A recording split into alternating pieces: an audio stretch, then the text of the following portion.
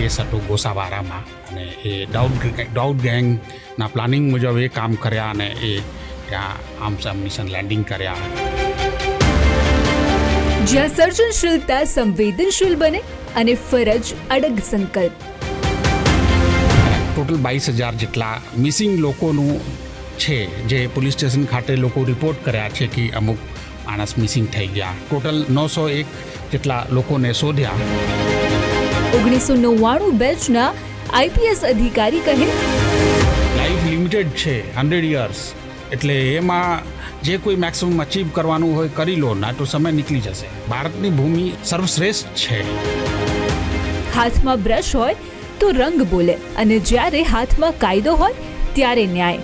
એક તરફ કેનવાસ પર ભાવનાઓ ને બીજી તરફ જમીન પર કાયદાનું રક્ષણ.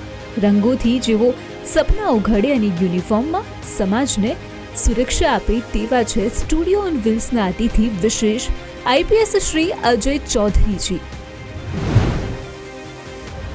નમસ્કાર, ગુજરાત ફર્સ્ટના સ્ટુડિયો ઓન વ્હીલ્સમાં આપનું સ્વાગત છે.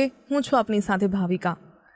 આજે આપણે એક એવી શખ્સિયતની સાથે વાત કરીશું જે ઇન્સ્પિરેશન તો બધા જ માટે છે, સાથે જ એમનો કલાની સાથે પણ એક અતૂટ નાતો છે. તેમની સાથે બહુ બધી વાતો કરવી છે, કેવી રીતે વુમન એમ્પાવરમેન્ટ માટે કામ કરે છે, વુમન સેફટી માટે કામ કરે છે અને સાથે આપણી સુરક્ષા માટે પણ કામ કરે છે. Additional DG CID crime woman cell Ajay Chaudhary સાહેબ આપણી સાથે છે. સર, ખૂબ ખૂબ સ્વાગત છે. નમસ્કાર સર, સૌથી પહેલાં તો તમને જોઈને એ જ સવાલ થાય કે आईपीएस बनवा माटे तमने इंस्पिरेशन कौने आपी थी? मेरी मदर ने इंस्पायर की थी. बहुत हम छोटे थे तो उनका कहना था कि ऐसा ऑफिसर बनो जो टोपी पहनता हो. सो आई थॉट कि पुलिस ऑफिसर ही है जो कैप पहनता है, मतलब सभी पब्लिक सर्वेंट में. तो मतलब एक बहुत ही रूरल बैकग्राउंड विचार आ गया. हाँ, एक common layman point of view से उनके दिमाग में आया कि टोपी वाला ऑफिसर बनना. तो वैसा जस्ट યુપીએસસીની પ્રિપરેશન કરવી એ ખૂબ અઘરી હોય છે. ઘણા લોકો મહેનત કરતા હોય છે સર, પણ તમે યુપીએસસીની જ્યારે પ્રિપરેશન કરતા હતા તમારું રૂટીન કેવું હતું અને યુપીએસસી એસ્પિરન્ટ્સને શું કહેવા માંગશો? बहुत बच्चे की इच्छा होती है कि करें, लेकिन सीट थोड़ी लिमिटेड रहती है, तो बहुत मेहनत करने की ज़रूरत रहती है. मेहनत plus luck and blessing of almighty, दोनों चीज़ ज़रूरी है. और बहुत मेहनत और तो बहुत मेहनत करने से सफलता निश्चित हो जाती है. બિલકુલ, કોઈ પણ કહી શકાય કે મહેનત વગર કોઈ પરિણામ મળતું નથી. સર, 1999ની બેચમાં તમે આઈપીએસ તરીકે અમને ગુજરાતને મળ્યા ત્યારે ખાસ કરીને તમે અલગ અલગ જિલ્લાઓમાં અલગ અલગ જગ્યાએ તમને પોસ્ટિંગ મળ્યું. હું સૌથી પહેલાં તો સૌથી ઇન્ટરેસ્ટિંગ કિસ્સો તમારી પાસેથી સાંભળવા માંગીશ કે આટલા કરિયરમાં તમને કયો એવો કેસ સામે આવ્યો હતો જે તમારા કરિયરનો એક ટર્નિંગ પોઈન્ટ બની ગયો? હું 2003માં એસપી તરીકે પોરબંદરમાં મને ચાન્સ મળ્યો. તે સમય દરમિયાન 12 વર્ષથી નાસ્તા ફરતા હતા આરડીએક્સ લેન્ડિંગ કેસના આરોપી, અને ખાસ કરીને મમ્મુ મિયા, પંજુ મિયા અને દાદલી મિયા અને ઓર એના સાગરિકો એ આબુધાબીમાં છુપાયેલા હતા 12-13 વર્ષથી, અને અમે શોધતા હતા.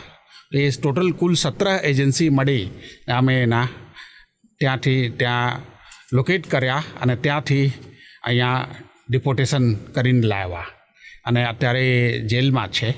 અને એટલે એ આરડીએક્સ લેન્ડિંગ કેસ હતો ગોસાવારામાં, અને બહુ ચર્ચિત હતો અને એના કારણે બહુ લોસ થયા હતા આખા દેશને. અને એ દાઉદ ગેંગના પ્લાનિંગ મુજબ એ કામ કર્યા અને એ ત્યાં આર્મ્સ એમ્યુનિશન લેન્ડિંગ કર્યા, અને તે પંજાબ ખાતે અને મુંબઈ ખાતે એ મોકલવામાં આવેલ હતો. અને તો એના આરોપી હતા, તો એ પકડાયા હતા. બિલકુલ સર, ઘણા એવા સફળ ઓપરેશન તમે પાર પાડ્યા છે. સર, ડિજિટલ યુગ બની રહ્યો છે, એઆઈનો યુગ થઈ રહ્યો છે સ્ટાર્ટ, લોકો એઆઈ ઉપયોગ કરતા થયા છે, સાથે સાથે તેના પડકારો પણ આપણને જોવા મળી રહ્યા છે, કોમ્પ્લિકેશન્સની સાથે આપણને ટેકનોલોજી મળી રહી છે. ખાસ કરીને જે ગુજરાતની પોલીસ હોય કે પછી ઇન્ડિયન પોલીસ છે, એ અપગ્રેડેશન ટેકનિકલી જોવા જઈએ કે પછી ટેકનોલોજીનો યુઝ કેવી રીતે કરે છે એ આપની પાસેથી સમજવું છે. એ આવતા સમયમાં એ એઆઈ પાવર્ડ એક્ટિવિટી અને એક્શનની જરૂરત છે હાલના સમયમાં. જે રીતે વર્કલોડ વધતા જાય છે અને જે રીતે સર્વિસ ક્વોલિટી અમે ઇમ્પ્રૂવ કરવાના છે, લોકોની સેવાનું ક્વોલિટી. ફોર એક્ઝામ્પલ કોઈ અરજી કરે તો એની ઝડપથી તપાસ થઈ અને એને રિઝલ્ટ મળે. અને ઓર બીજી બધી ન્યાય આપવાનું અને કોઈ બી કોમ્પ્લેક્સ ફાઇનાન્શિયલ ડાટાને એનાલાઇઝ કરવાનું, એમાં તમામમાં હાલના સમયમાં જે અદ્યતન ટેકનોલોજી છે એઆઈ અને એઆઈ પાવર્ડ અમે કરીશું તો જે રિપીટેટિવ ટાસ્ક છે પોલીસમાં, કે એક મોટો પોલીસ બલ કામ કરે છે તો એટલે બહુ ઘણું ટાસ્ક રિપીટેટિવ હોય છે, એને અમે ઓટોમેટ કરી શકીએ છીએ. અને સેકન્ડ જો મોસ્ટ ઇમ્પોર્ટન્ટ છે કે પોલીસ જે છે બહુ ડાટા જનરેટ કરે છે ડે ટુ ડે લેવલ ઉપર, પેપર વર્ક અને ફેક્ચ્યુઅલ ડાટા અને ટેક્સ્ટ ડાટા અને structured and unstructured data both. For example video કેમેરાનું recording, telephone recording, social media, તો ઘણો ડાટા રહે છે. તો એનું એનાલાઇઝ કરવાનું, એને પ્રોસેસ કરવાનું, માઇનિંગ કરવાનું અને એ ઉપરથી એક્શનેબલ ટાસ્ક ડિફાઇન કરવાનું અને પછી એક્શન લેવાનું, તો એક સર્વિસ ડિલિવરીમાં કન્વર્ટ થાય. તો એના માટે મશીન લર્નિંગ અને એઆઈ અને લેટેસ્ટ ટૂલની બહુ ઉપયોગી રહેશે અને એના ઉપરથી ગુણવત્તા પણ વધશે અને એક ફાસ્ટ સર્વિસીસ અને બેટર સર્વિસીસ. સાથ જો એની લેકુના છે એ પણ અમે ધ્યાનમાં રાખીને કામ કરવાની જરૂરત છે કે કોઈ એને બાયसेस હોય, કોઈ જે મોડલ ઉપર કામ કરે છે એમાં કોઈ ઇસ્યુઝ હોય, કોઈ રેશિયલ બાયસ હોય કોઈ, તો એનાથી એને ફિલ્ટર કરીને એ રીતે. બિલકુલ સર, જેમ જેમ ડિજિટલ યુગ બની રહ્યો છે અને કિસ્સાઓ પણ જે પ્રકારે વધી રહ્યા છે, તમે એઆઈ પર એક બુક પણ લખી છે, એના વિશે હું જાણવા માંગીશ. હું એક ટોપ કોલેજ સાથે સંકળાયેલ હતો અને હું આઈઆઈટી દિલ્હીથી પાસ આઉટ છું, એટલે ટેકનોલોજી પ્રત્યે મને ખાસ રસ હોય છે. તો કે નાની લોકોની પ્રોબ્લેમ્સ ટેકનોલોજીથી બહુ ફાસ્ટ અને ઇઝીલી સોલ્વ થઈ શકે છે. એના માટે ધ એઆઈ એડવાન્ટેજ તે આજના યુગમાં અને જ્યારે 2047માં ભારત વિકસિત દેશ બની રહ્યા છે અને એ સમયમાં એક અમારી જે નોલેજ છે એ હું લખ્યા છું જસ્ટ વાંચવા માટે. સર, અમારા જેવા સામાન્ય લોકોને એક રસ ચોક્કસ હોય કે આઈપીએસની લાઈફ કેવી હોય, તેમનું ડેલી રૂટીન શું હોય, તમારું રૂટીન જાણવા માંગીશું. રૂટીનમાં હું મેડિટેશન કરું છું. સવારે ઉઠીને જે ગોલ્ડન આવર્સ હોય છે એમાં હું 1-2 ભજન સુનું છું અને મેડિટેશન કરું છું અને અલમાઇટીને યાદ કરું છું, જે પૂરી આખી પ્રકૃતિને રચ્યા છે અને એની જે રચના છે પૂરી, એને વંદન કરું છું અને એનાથી કોઈને કોઈ રીતે કનેક્ટ થવું અને એ રીતે 1 hour. उसके बाद I read some books, motivational books અને some podcast of international motivational speakers, જૈસે બ્રાયન ટ્રેસી થઈ ગયા અને જીમ રોન થઈ ગયા, સ્વામી વિવેકાનંદ થઈ ગયા. એની કોઈ ટોક હોય તો એ સાંભળું છું અને રીડિંગ કરું છું. 1-2 કલાક 2 કલાક તો મારું હોય મોર્નિંગમાં. પણ ધીસ ઇઝ માય સિક્રેટ, આઈ એમ રિવીલિંગ. તો એક આઈપીએસ અધિકારી પણ બુક વાંચે છે, અત્યારે પણ મેડિટેશન કરે છે. આજના યુવાઓને શું કહેવા માંગશો? આજના યુગમાં એક ઇન્ફોર્મેશન એજ છે અને એક ડેમોક્રેટાઇઝ થઈ ગયા છે ઓપોર્ચ્યુનિટીઝ. કોઈ પણ યુવા મહેનત કરીને વિશ્વ સ્તરે આગળ વધી શકે છે. સભી ઇન્ફોર્મેશન એક મોબાઈલ ફોનમાં કેદ થઈ ગયા છે. કોઈ પણ દુનિયાનું બેસ્ટમાં બેસ્ટ ઇન્ફોર્મેશન હોય, નોલેજ હોય, એ અવેલેબલ છે. એટલે એની તક ને કોઈ પણ સારો એપ બનાવી શકે, કોઈ પણ સારો મેથેમેટિક્સનો પ્રોબ્લેમ સોલ્વ કરી શકે, કોઈ પણ થિયોરી આપી શકે. એટલે ઓલ થિંગ ડેમોક્રેટાઇઝ, તો એની ફાયદા લેવું જોઈએ. અને આ એક ઇન્ફોર્મેશન એજ છે, ઇન્ટેલિજન્ટ એજ છે અને એઆઈનું એજ છે. એટલે નોલેજ ઇઝ પાવર. બધું વાંચવું જોઈએ, લેટેસ્ટ શું થઈ રહ્યા છે સાયન્સ ટેકનોલોજીમાં ખાસ કરીને. અને खास करके और साथ साथ एक इनवर्ड जर्नी भी होनी चाहिए, मेडिटेशन भी होनी चाहिए, एक लार्जर क्वेश्चन भी सॉल्व होना चाहिए कि हूँ शू छूँ. एंड क्योंकि लाइफ लिमिटेड है 100 years, એટલે એમાં જે કોઈ મેક્સિમમ અચીવ કરવાનું હોય કરી લો, ના તો સમય નીકળી જશે. અને આપની એનર્જી ફોકસ કરવું જોઈએ, ક્યોંકि કોમ્પિટિશન બી એટલો છે. એટલે બહુ ફોકસ, લેજર ફોકસ, ધ્યેય નિશ્ચિત કરવાની જરૂરત છે.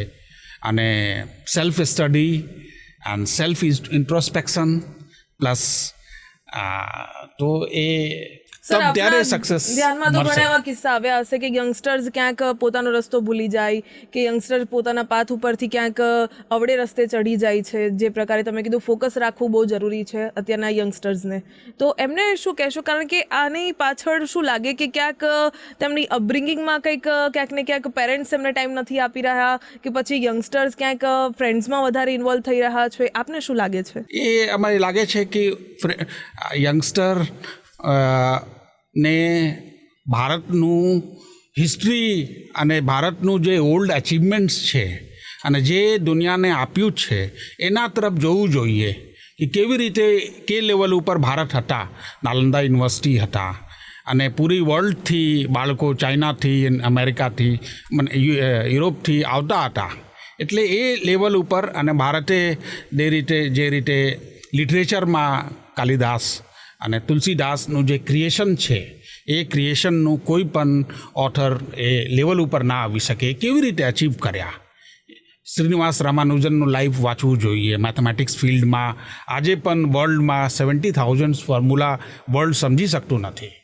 અને આ જો માત્ર 36 યરનું ટૂંકા સમયમાં એટલું અચીવમેન્ટ, એટલે ઇન્ફાઇનાઇટ પોટેન્શિયલ છે. ભારતની ભૂમિ સૌથી સર્વશ્રેષ્ઠ છે. એટલે અહીંયા બેસા વર્લ્ડ ક્લાસ આજે ઇન્ફોર્મેશન એજમાં એકદમ બની શકાય છે અને ઇમેન્સ પોટેન્શિયલ છે.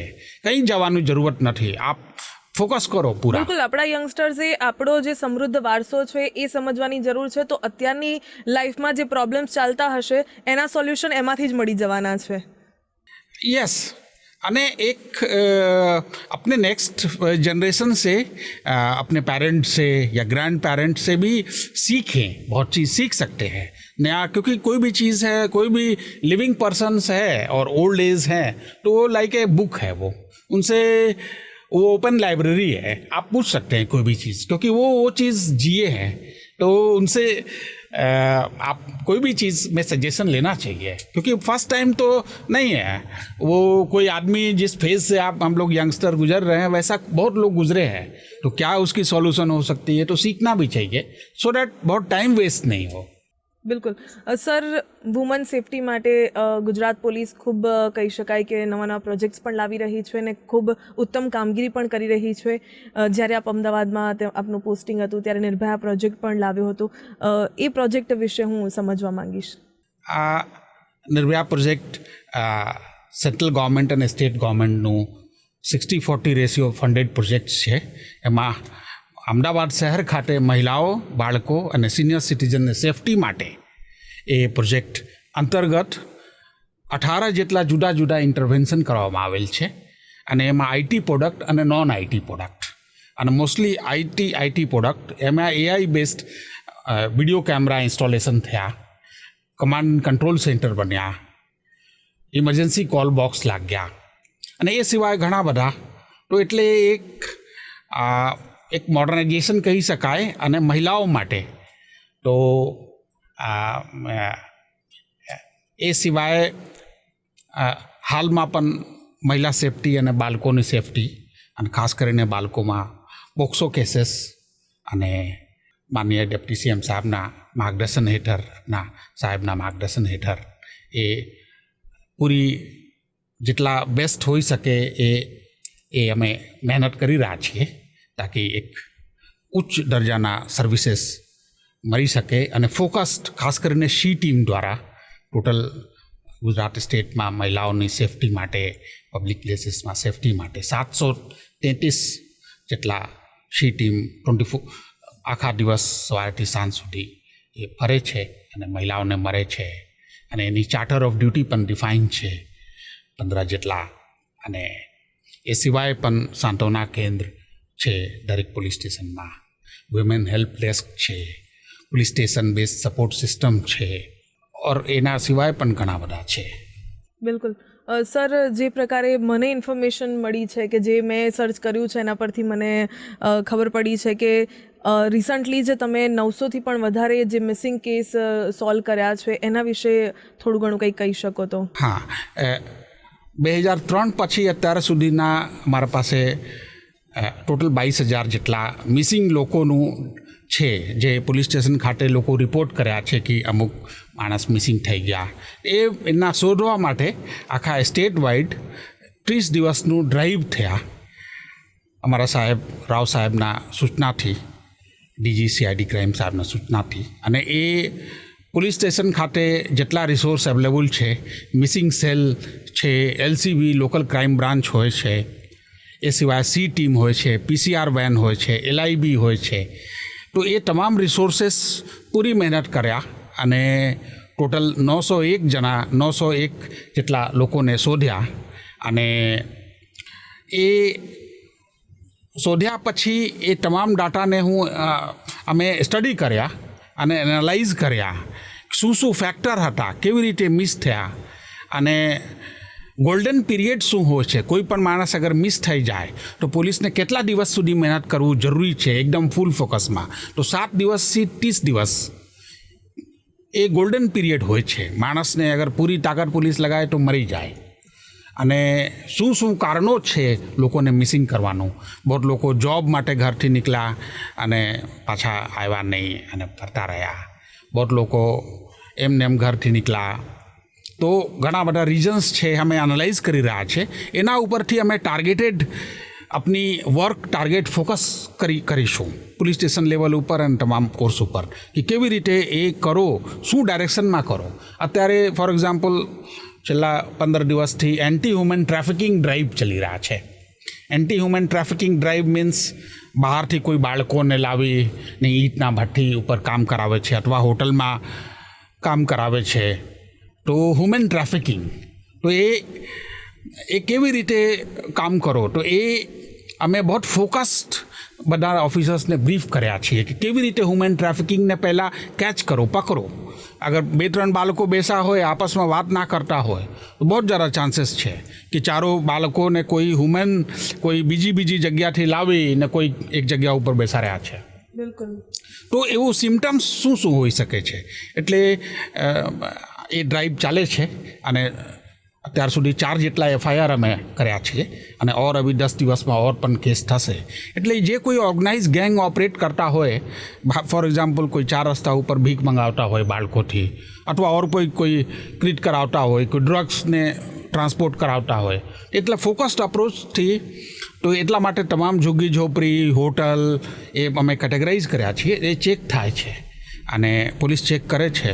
એટલે જે કોઈ લોકો હ્યુમન ટ્રાફિકિંગમાં સંડવાયેલ હોય એને ચોક્કસ પકડાઈ જશે. અને એક લેવલ ઉપર એ હ્યુમેનિટેરિયન એક્ટ પણ છે. અને તો એ રીતે બિલકુલ. સર, કોઈ એવો કેસ કે એઆઈની મદદથી કોઈ ડિજિટલ કહી શકાય હેલ્પની તમે લીધી હોય ને એક ટેકનિકલ અપગ્રેડેશન જોવા મળ્યું હોય ડિપાર્ટમેન્ટમાં અને એની મદદથી સોલ્વ કર્યો હોય, એવો કોઈ કેસ હશે ખરા? એ ઘણા બધા કેસ. ફોર એક્ઝામ્પલ અમદાવાદ સિટીમાં જ્યારે મારી ફરજ હતી તો જેટલા ગુનેગાર છે એની ડાટા સર્વરમાં ફીડ છે અને 733 કેમેરા છે. તો કેમેરા 24/7 એ લાઈવ જોઈ રહ્યા છે અને બેકએન્ડમાં જે લાઈવ વિડીયો આવે છે એમાંથી ફેસ એ નિકાલતા જાય છે. તો પર ડે 1 લાખ 1.5 લાખ જેટલા ફેસ એ નિકાલે છે અને બેકએન્ડમાં સર્વરમાં એ મેચ કરે છે 40,000 આરોપીઓ સાથે. તો જે કોઈ મેચ થઈ જાય તો એ ઘણા આરોપીઓ એમાંથી પકડાયા. એટલે જે ડેવલપ કન્ટ્રીઝમાં જે રીતે હોય છે કે કોઈ આરોપી બહાર રોડ ઉપર નીકળી જાય તો બચી ના શકે, કેમ કે ગમે તેમ જગ્યા ઉપર કેમેરા એને કેચ કરી લેવે અને એ તરત જ સર્વરમાંથી મેચ થઈ જાય અને પોલીસ ઓફિસરને એલર્ટ કરી દેવે કે આ નાસ્તા ફરતા અહીંયા છે. તો એ રીતે આ એક સિમ્પલ એક્ઝામ્પલ છે. બિલકુલ, આ સિવાય એટલે- ઘણા બધા એક્ઝામ્પલ્સ. પોલીસની આંખથી આરોપી બચી નહીં શકે. જી બિલકુલ કહી શકાય સર. સર, કલા અને ખાખીનો સંગમ એક જોવા મળતો હોય છે તમારામાં. કલા પ્રત્યે તમારું જે ડેડિકેશન જોવા મળે છે, જે પેઇન્ટિંગ્સ અમે લોકોએ સોશિયલ મીડિયામાં પણ જોઈ છે કે તમે પેઇન્ટ કરો છો અને ખૂબ જ એકદમ ધીરજપૂર્વક કામ કરતા હોય છે. જે વ્યક્તિ વુમન સેફટી માટે સરસ પ્રોજેક્ટ લાવે, શી ટીમ એમની કાર્યરત હોય, ખૂબ જ એવા ઠોસ પગલાં લીધા હોય કે ગુજરાતમાં વુમન સેફ રહે, અને એક બાજુ એક સોફ્ટ સાઇડ પણ તેમની જોવા મળતી હોય, તેમને પેઇન્ટિંગ્સમાં જોવા મળતી હોય. પણ એ જે પેઇન્ટિંગનું કહી શકાય કે એક અલગ એક્સપિરિયન્સ જો કરવો હોય તો સરની સાથે લાઈવ ડેમો ગુજરાત ફર્સ્ટ તમને બતાવશે. શહેરના જાણીતા આઈપીએસ અધિકારી અને ચિત્રકાર અજય ચૌધરી જ્યારે વર્દી ધારણ કરે છે ત્યારે ગુનેગારો થરથર કાપે છે. જોકે પીંછી હાથમાં પકડે છે ત્યારે લોકોને કેવી રીતે અચંબિત કરી જાય છે, હવે તે પણ જાણીએ. ખાખી વર્દીની કામગીરી વિશે તો જાણ્યું, પણ હવે ખાખી વર્દીની સાથે કલાનો જે સંગમ છે એ જોવા મળી રહ્યો છે. સર, જે તમે પ્રોજેક્ટ્સ હાથ ધર્યા, નિર્ભયા કહી શકાય પ્રોજેક્ટ હોય કે પછી વુમન સેફટી માટે ઘણા પ્રોજેક્ટ કામ કર્યા હોય, સ્વી ટીમ પણ કામ કરી રહી છે, પણ જે આ પેઇન્ટિંગનો શોખ છે તેના વિશે પણ જાણવું છે. તમને આ શોખ, જે અત્યારે બિઝી શેડ્યુલ છે, તેમાંથી આ તમારો શોખ કેવી રીતે પૂરો કરો છો, શું કહેશો? એ ચાઇલ્ડહુડ હોબી છે અને એ વીકેન્ડમાં મોસ્ટલી હું આ શોખ પૂરા કરું છું. આ મારું એક પેશન છે. ઘણા એવા લોકો હોય કે જોબ કરતા થાય પછી પોતાનું બિઝી શેડ્યુલ હોય તો પોતાના હોબીને પરસ્યુ ન કરી શકે, પણ જેવી રીતે તમે પેઇન્ટિંગ કરી રહ્યા છો, જે આ કલર ઉતારી રહ્યા છો આ કેનવાસ પર, ક્યાંક ને ક્યાંક જે આઈપીએસ ઓફિસરની એક બિઝી લાઈફમાંથી એક જે મેન્ટલી પણ ઘણા કેસ સોલ્વ કરવાના હોય, તમારે ઘણું મગજ કસવું પડતું હોય છે, એમાંથી એક મેડિટેશન તરીકે પણ આ પેઇન્ટિંગ કરો છો, એવું કહી શકાય? યસ, એક નેચરથી કનેક્ટ કરવા માટે અને બહુ બેલેન્સ ઓપિનિયન રાખવા માટે અને એક પૂરી વર્લ્ડને સમજવા માટે અને એક હ્યુમન એપ્રોચ માટે, અને આ એક એ જ બહુ હેલ્પ કરે છે મને. સર, તમને શોખ પહેલાંથી હતો, સ્કૂલ ટાઈમથી શોખ હતો, એ પછી આઈપીએસ ઓફિસર થઈ ગયા, એ પછી ફરીથી આ શોખને જીવતો રાખવા માટે અત્યારે શું કરો છો? 40 યર ઓલ્ડ મારો હોબી છે અને તમામ વર્લ્ડના ટોપ આર્ટિસ્ટ મારા ફ્રેન્ડ્સ છે અને એ વિષય ઉપર અમે રેગ્યુલર ચર્ચા પણ કરીએ છીએ અને ઇન્ટરેક્ટ કરીએ છીએ. બિલકુલ. તો સર, અમારી સાથે જોડાયા, જે વાતચીત કરી, તમારી સુંદર પેઇન્ટિંગ બતાવી, જે ગુજરાતમાં વુમન સેફટીને લઈને જે તમે પ્રોજેક્ટ હાથ ધર્યા છે, અને જે ખાસ કરીને જે ગુજરાત પોલીસ ખૂબ જ ઇનોવેટિવ અને ડિજિટલી જે પ્રકારે લોકોની હેલ્પ કરી રહી છે, તે બદલ આપનો ખૂબ ખૂબ ધન્યવાદ. Thank you so much.